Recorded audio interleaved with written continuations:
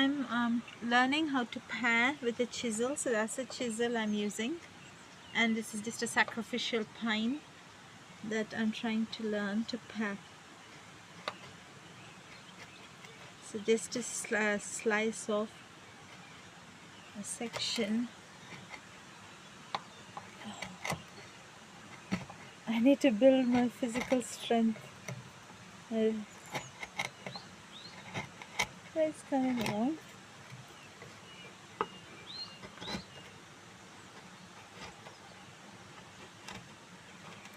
Am I doing it the right way? Cutting the...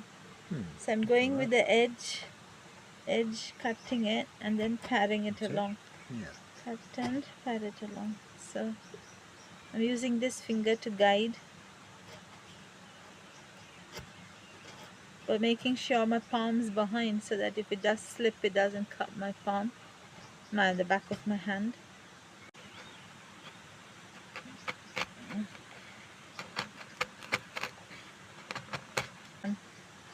But I am a beginner. This is a sacrificial wood.